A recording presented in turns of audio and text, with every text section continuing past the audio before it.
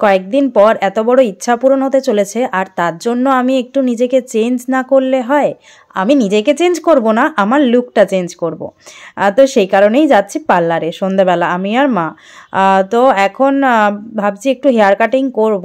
সেই পুজোতে কেটেছিলাম, তারপর না চুলের ভালোভাবে যত্নও নেওয়া হয়নি, তো সেই কারণেই চুলের নিচ দিকটা একদম ফেটে গেছে। তো সেই কারণে একটুখানি আমি সেভ করাবো, কোনো কাটিনি আজকের, দেখতেই পাবে। আর এখন হচ্ছে মা চুল কাটছে। মাকে বললাম চুলটা এবার একটু ছোট করে দেখো কেমন লুকটা লাগছে, তাই মা আমি যা বলেছি তাই করেছে। মা তো আর দেখতে পাচ্ছে না পিছনে কতটা ছোট হয়ে গেছে, আমার মনে হচ্ছে একটু বেশি ছোট বলে ফেললাম, কি একটু বেশিই ছোট হয়ে গেছে মনে হয়।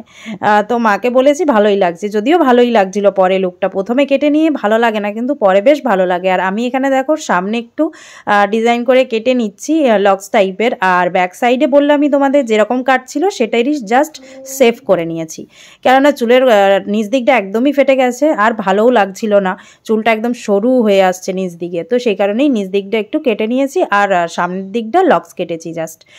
তো দেখো কীরকম লাগছে, লংই রেখেছি, খুব ছোট আমি করিনি। তো আমার তো বেশ ভালো লেগেছে। আমার চুলটা যদিও পুজোয় কেটেছিলাম ভি কাট, ওই কাটই আছে, জাস্ট শেভ করলাম। তো যাক, ফাইনালি আমাদের হেয়ার কাটিং কমপ্লিট হলো যাবার আগে। আর তারপর বাড়ি চলে এসেছি, মা বললো আজকের একটু কড়াইশুঁটির কচুরি করব। তো যেহেতু শীতকাল চলে গেল, তো সেই কারণেই কড়াইশুঁটি লাস্ট পাওয়া যাচ্ছে, আর তেমন পাওয়া যাবে না, তো তাই আজকে লাস্ট কড়াইশুঁটির কচুরিটা মায়ের কাছে খেয়ে এলাম। তো এখন এই ছোলার ডাল হচ্ছে, আর এইদিকে দেখো আমি এসছি বলে বাপি সমস্ত জামাকাপড় বের করেছে, কি নিয়ে যাবে তোমাদের তো বলাই হয়নি।